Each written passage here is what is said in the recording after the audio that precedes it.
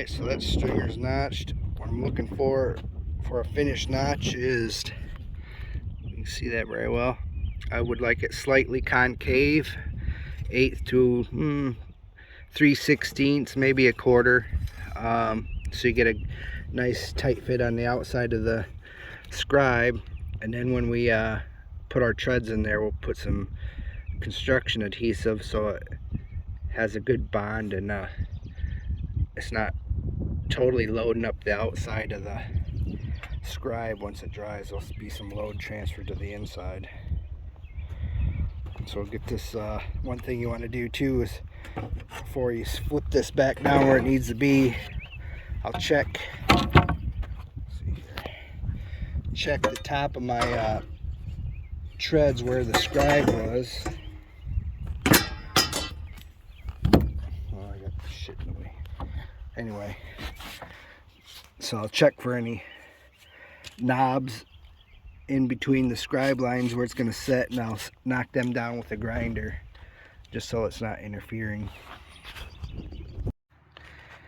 Okay, those are scribed in, set back on there. And now after doing it, it's been a couple years since I did a stair system, and now I remember why I don't like doing this recurve right there, back in there. I don't like scribing back onto the top of the tread, because doing it this way, you can't notch these and then set them right back on the jig, because what you have to end up doing is had to shim up all the tops so they were rolled, get them in there, and then shim the back up to get it to slide up into the notch. So if you were to grind that back when you're scribing, that'll save you a lot of dinking around. So now that we got that set, I'm gonna just make sure these are tweaked the way that I want them. And now I take my framing square or my tape, but framing square works better, and I can measure off my last tread, my 1/8 and a 32nd, and then I can lay that out on the bottom of my stringer, so that gives me where I need to cut that stringer off. And then I come back up here to the top and do the same thing.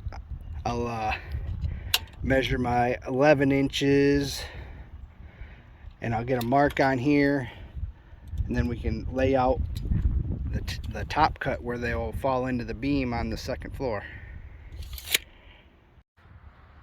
All right, so we're ready to pull this apart. I got my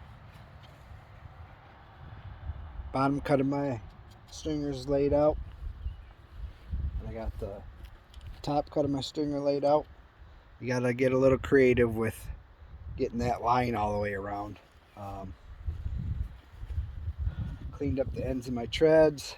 When I get on site to set it, I can fine tune each tread, make sure if there's any adjustment that I need, I can. And when I get on site, there'll be 2 GRKs countersunk in on each side, and then, like I said, some construction adhesive in that pocket, and should be good to go. We'll get this apart and move to the short section.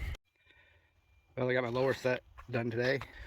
So yesterday I talked about grinding this edge of the tread back if I was getting my scribe down onto the face of the tread.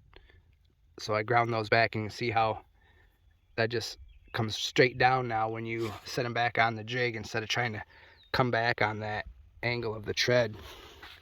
Then also I ended up just cutting my top tread ahead of time.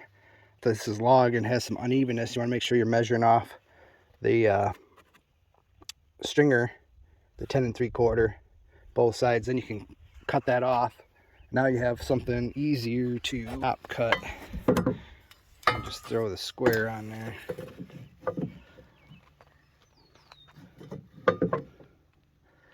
And then you can mark it out. It's a lot easier that way.